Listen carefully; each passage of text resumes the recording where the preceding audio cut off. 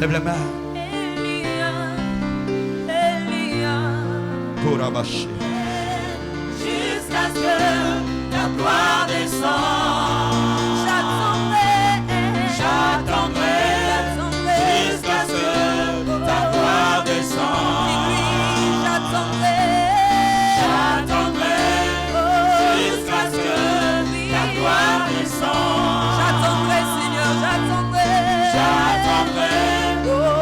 jusqu'à ce que ta gloire descende. Chante avec moi Elia, Elia, Elia, Elia, Elia,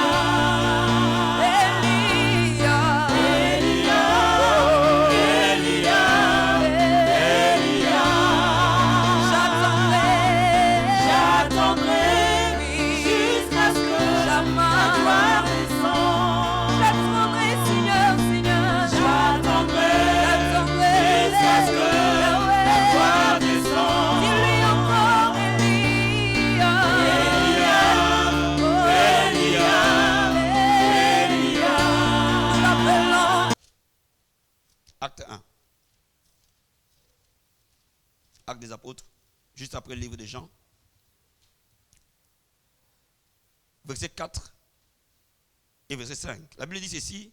Comme il se trouvait avec eux, il est recommandé de ne pas s'éloigner de Jérusalem, mais d'attendre ce que les pères avaient promis. Ce que je vous ai annoncé, leur dit-il. Car Jean baptisait d'eau, mais vous, dans peu de jours, vous serez baptisés du Saint-Esprit. Bible, il y a des milliers de promesses dans la Bible qui couvrent tous les différents domaines de notre vie.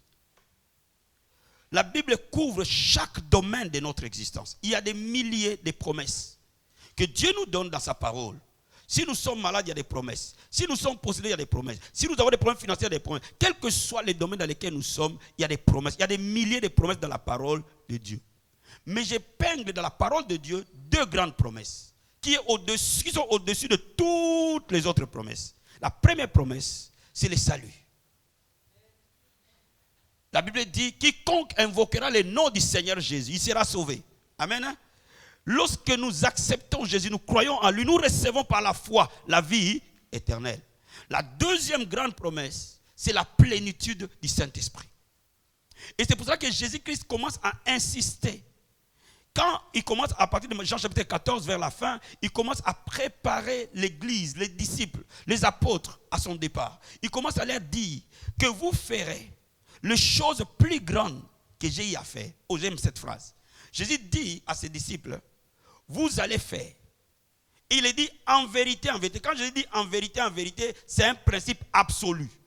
Quand Jésus dit en vérité, cela veut dire que c'est un principe absolu. Il dit à ses disciples, vous allez faire ce que moi j'ai fait, de plus grandes choses que ce que j'ai à faire. Et nous savons qui a dit cela.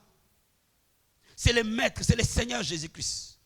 Donc il commence par leur dire, moi je ne vais pas vous laisser sans instrument, sans provision. Je vais vous laisser l'Esprit. Et c'est lui qui sous-entendait qu'il allait faire par eux les œuvres plus grandes. Alléluia.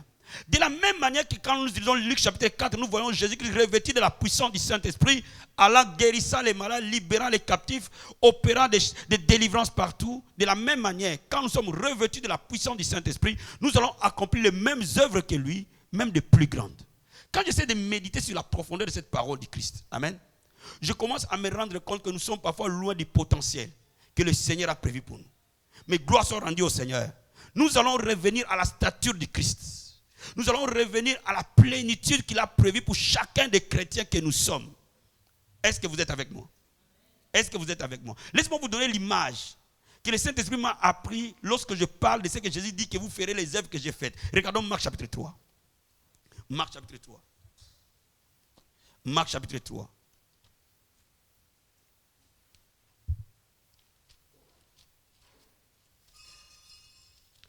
Verset 10.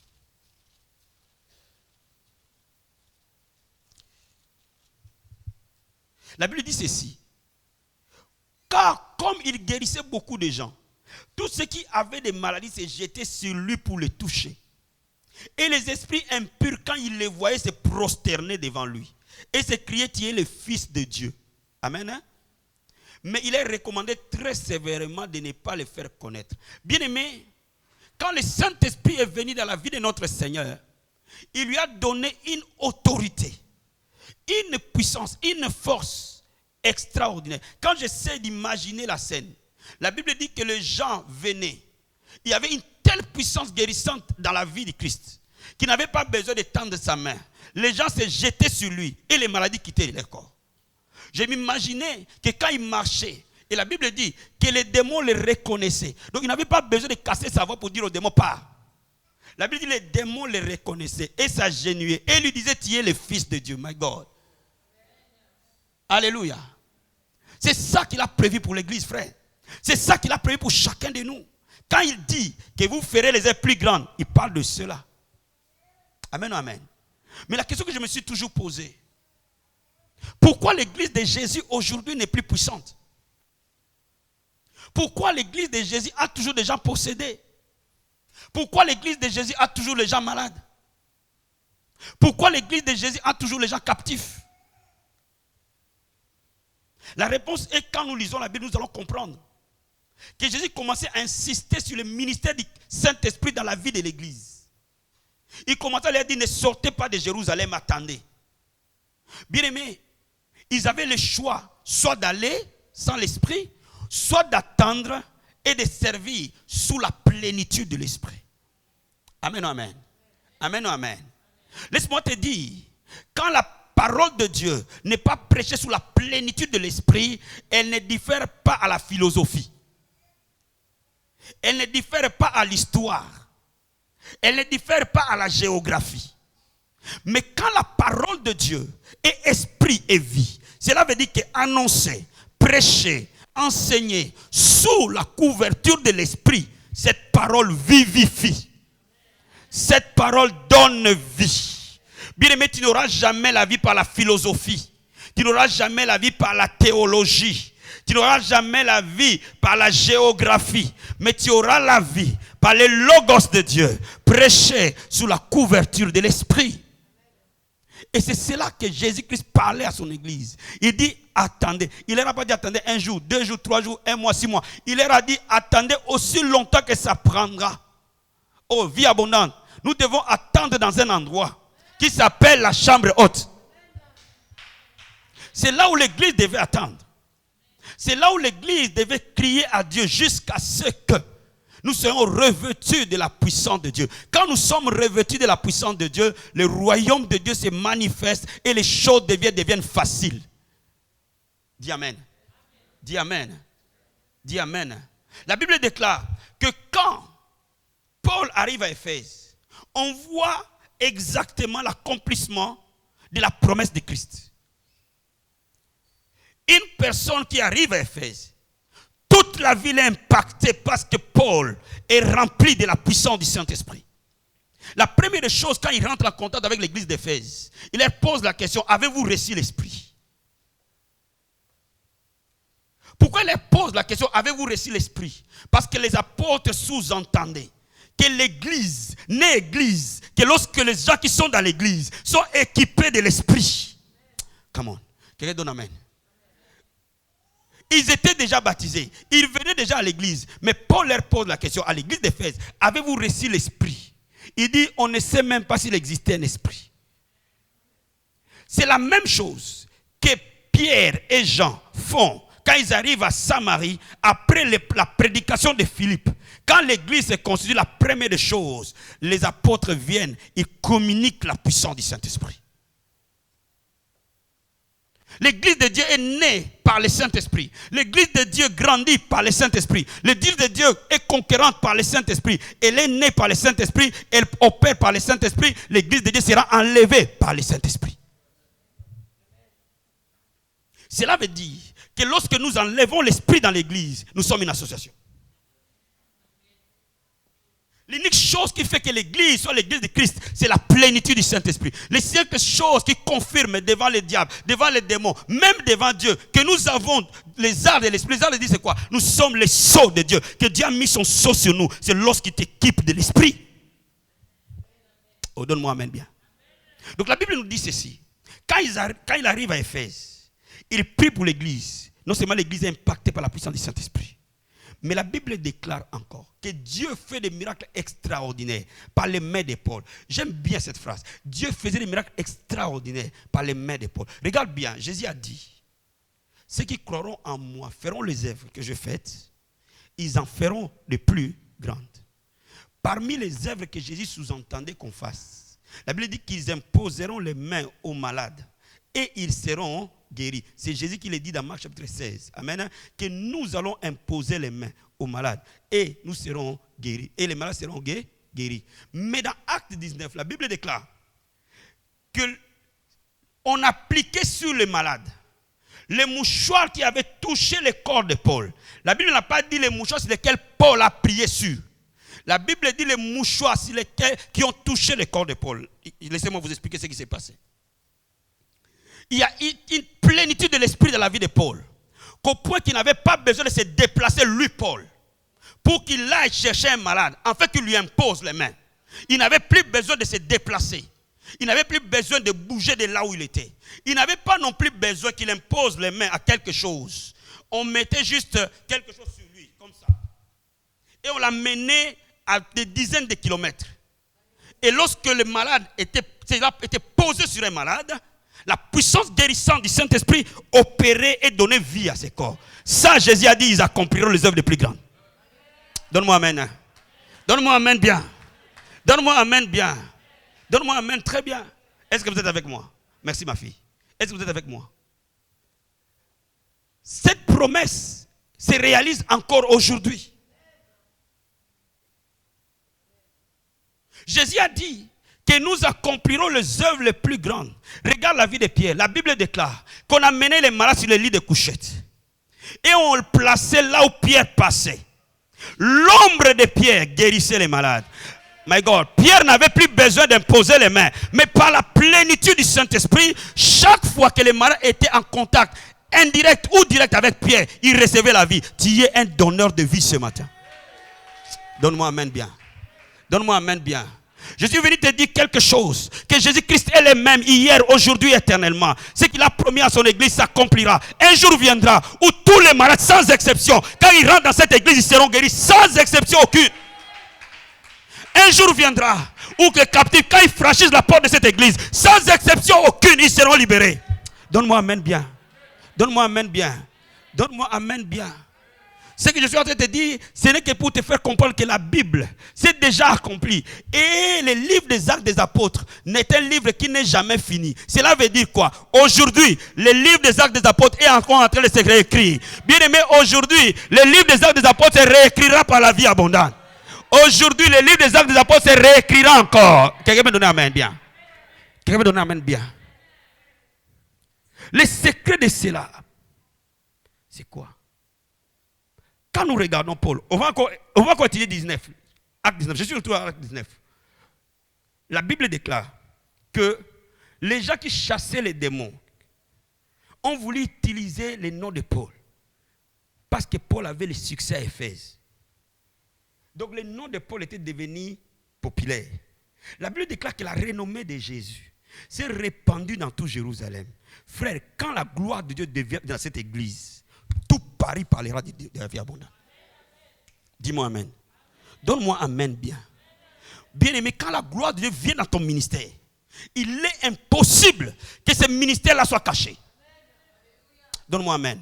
Donc Paul était devenu célèbre à Éphèse. Au point que les gens dans leur mécanisme d'exorcisme ont cité les noms de Paul. Mais ce qui est marrant, les démons d'Éphèse ont reconnu l'autorité de Paul.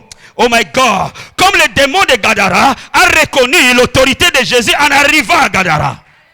Oh my God. Laisse-moi t'expliquer quelque chose. Quand quelqu'un est rempli du Saint-Esprit, il n'y a pas simplement que la terre qui dit oui, le ciel aussi dit oui.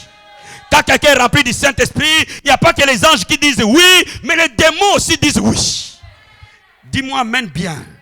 Dis-moi amen bien. Il avait une telle autorité spirituelle, my God, my Jesus, qu'il n'avait pas besoin de savoir quel démon il s'agit. Est-ce que démon des eaux? Est-ce que démon de sirène? Est-ce que démon de mari de nuit? Est-ce que forteresse? Est-ce que démon entêté? Quand vous n'avez pas le Saint-Esprit, vous allez trouver les démons entêtés. Le jour où vous avez l'Esprit de Dieu, my God, tout démon fléchira les genoux et toute langue confessera que Jésus est Seigneur. Il n'y a plus d'homme fort là où l'Esprit de Dieu est là. Je connais un homme fort. Son nom c'est Jésus. Je connais celui qui est fort, où tout genou fléchit et toute langue confesse que Jésus est Seigneur. Quand l'Esprit de Dieu arrive, my God, nous devenons des témoins vivants du Christ. Oh yeah. Quand l'Esprit de Dieu arrive, nous devenons des livres écrits. Alléluia. Paul dit, ma prédication n'était pas fondée sur la sagesse humaine. Aïe, aïe, aïe. Ma prédication n'était pas fondée sur la sagesse humaine. Elle était une démonstration de la puissance de l'Esprit. Oh my God. La prédication de l'Évangile. Nous sommes de cette génération où nous devons avoir la puissance. Nous sommes de cette génération où l'onction doit parler. Nous sommes de cette génération où l'huile doit couler.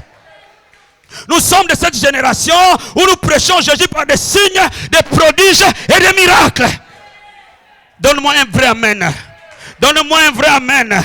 Paul, la prédication que Paul a prêchée n'était pas de la philosophie, n'était pas la prédication qu'on apprend à 5 ans de théologie à l'université, n'était pas la prédication des pharisiens, mais était la prédication du Christ vivant, le ressuscité du 3e jour. Je suis en train de parler du ressuscité du 3e jour. Et la Bible déclare, si l'esprit de celui qui a ressuscité Christ d'entre les morts habite en nous, my God, le même esprit rendra la vie à nos corps mortels. Si l'esprit de celui qui a ressuscité Christ d'entre les morts est dans cette salle ce matin, il rendra la vie à tout ce qui est mort ici. Oh, donne-moi amen. Donne-moi amen. Donne-moi amen bien. Je te dis, si l'esprit qui est venu dans le corps mort du Fils de Dieu, l'esprit qui est revenu 3 jours plus tard et qui est allé dans ce tombeau, l'esprit de Dieu, je m'imagine que le 3e jour, le Père a dit, oh my God, l'esprit va, ressors-moi mon fils bien-aimé. Ressors-moi mon fils bien-aimé. Ressors-moi mon fils bien-aimé. Et je m'imagine un éclat de lumière est sorti du trône et descendu dans cette tombe. Oh my God, dans ce corps mort, embaumé, alléluia. My God, dans ce corps enveloppé, my Jesus. Et l'Esprit de Dieu a commencé à envahir de la tête aux pieds. Il a commencé à souffler dans chaque branche, dans chaque être, dans chaque cellule. Et il a redonné la vie. Laisse-moi te dire, quand l'Esprit de Dieu, oh my God, my Jesus, oh my God, my Jesus, il y a quelque chose dans l'air. Il y a quelque chose dans l'air. Il y a quelque chose dans l'air. Quand l'Esprit de Dieu, la Bible dit que Adam, le premier Adam est devenu âme vivante, mais le second Adam est devenu esprit vivifiant. La Bible dit nous sommes enterrés infirmes et nous ressuscitons pleins de vie. Laisse-moi te dire, le corps que l'Esprit donne ne connaît pas que la porte est fermée. Aïe, aïe, aïe.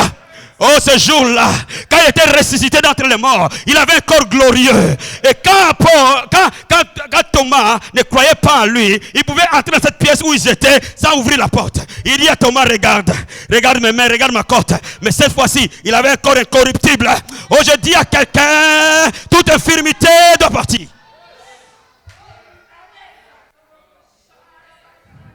Je dis à quelqu'un, toute bataille ce matin va devenir un témoignage de la gloire de Dieu. Donne-moi amen bien. Donne-moi amen bien. Il y a quelque chose, alléluia, qui nous propulse, qui nous amène à être des témoins de la grâce et de la bonté de Dieu. C'est ce que Paul a compris. C'est ce que l'église primitive a compris. Et bien aimé, je vais te dire quelque chose. Quand vous commencez à chanter sous le revêtement de l'esprit, il y a quelque chose qui move en dessous de la chanson. Quand vous touchez ce piano-là, my God, la Bible dit, quand Saoul avait des démons, il fallait chercher David. Pourquoi David? David était un homme loin de l'esprit, fiston. David n'était pas le seul joueur du piano à l'époque, du joueur de la harpe à l'époque, mais la harpe de David avait la capacité. Et les démons pouvaient entendre le son. My Jesus. Je dis ceci, quand vous êtes en train d'intercéder sous le revêtement de l'esprit, les démons entendent que la vie abondante est de prier et que toute cette atmosphère de la vie d'Aniel, tout genou en train de tomber un à un. My God, est-ce que vous me comprenez? Est-ce que vous me saisissez ce matin? Est-ce que vous me saisissez ce matin? C'est ce que Paul, la Bible dit, les gens qui ont pratiqué les arts magiques, ils ont vu tellement la gloire de Dieu, ils ont dit non, il y a plus fort que les magiciens. Nous remettons nos livres de magie et nous donnons notre vie à Jésus. Bien aimé, je vais te dire, les sorciers de ta famille vont voir que tu es tellement fort, tu es tellement grand, qu'ils n'ont pas le choix de déposer les armes. My Jesus, je te dis, ceux qui t'opprimaient n'auront pas le choix de venir s'agenouiller. Ils disent, nous reconnaissons. Aïe, aïe, aïe, aïe, aïe, aïe, aïe. Aïe, aïe, aïe, aïe, aïe. Abimelech a reconnu. Abimelech a reconnu. Abimelech a reconnu. En regardant Isaac, nous reconnaissons que Dieu est avec toi. Tu es de la descendance d'Abraham.